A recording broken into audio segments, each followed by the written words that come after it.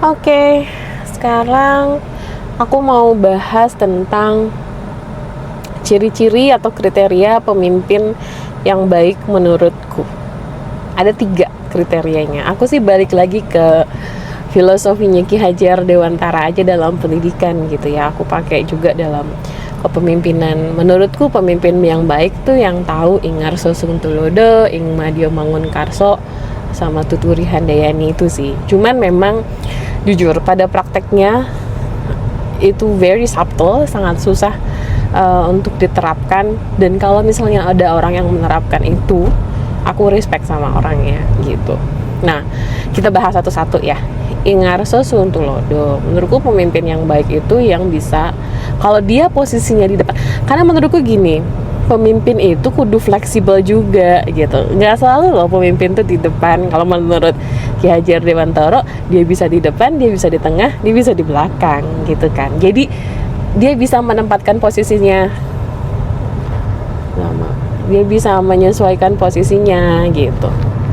Nah, kalau dia di depan, dia bisa memberikan teladan. Maksudnya gimana? Menurutku ya, interpretasiku adalah pemimpin yang baik itu kalau dia lagi di depan memberi pemimpin, memberi arahan segala macam, dia jatuhnya enggak bosi, enggak nyuruh-nyuruh, tapi dia memimpin dengan ngasih contoh gitu. Contoh nih, kalau misalnya pemimpin pengen anak buahnya rajin kerja gitu, ya perlu dilihat juga pemimpinnya rajin kerja enggak gitu. Kalau dia pengen anak buahnya atau anggota timnya satset, ya berarti pertanyaannya dia udah satset belum dalam kerja gitu. Atau dia pengen anak buahnya punya kemampuan teamwork gitu. Nah, dia bisa teamwork enggak? Teamwork tuh apa ya? Maksudnya menganggap semua orang part of the team gitu, nggak hanya individu-individu. Kalau misalnya ada satu yang keteteran, ada satu yang nggak perform, bukan dijauh-jauhin tapi dianggap sebagai tim. Gimana ya biar yang yang performnya rendah ini bisa meningkatkan performanya, apa yang bisa gua bantu gitu.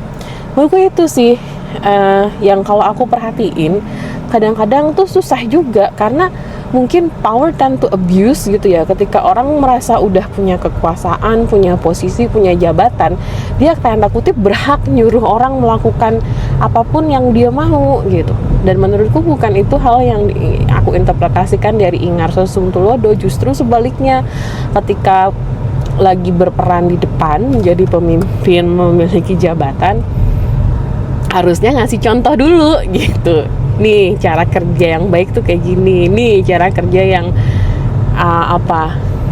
memanusiakan orang tuh seperti ini tuh. Dan ini catatan buat aku juga sih ya aku juga harus belajar kayak gitu, belajar ngasih contoh. Kalau kerja ya sebelum nyuruh orang kerja, aku kasih contoh dulu atas kerja yang baik seperti apa. Terus yang kedua itu ing madya mangun karso. Ketika dia di tengah, dia berikan semangat. Nah, ini juga yang menurutku tuh kriteria pemimpin atau kriteria orang yang aku respect gitu. Ketika kita sama-sama menjadi tim, ketika lagi ada permasalahan gitu ya, dia orang ini atau pemimpin ini berprinsip, lu nggak sendiri, masalah ini bukan masalahmu aja atau masalahku aja, tapi we are in this together gitu. Kita di sini bareng-bareng, yuk kita kerjain bareng-bareng, yuk kita semangat, yuk kita hadapin bareng-bareng gitu. Jadi ing madya mangun karso, dia ketika ada permasalahan, dia memposisikan dirinya bersama timnya di tengah-tengah, dan yang dilakukan adalah mangun karso, membangun semangatnya gitu. Jadi ya yang pasti namanya pekerjaan, kerja bersama, pasti ada masalah, nggak mungkin enggak gitu, pasti ada masalah.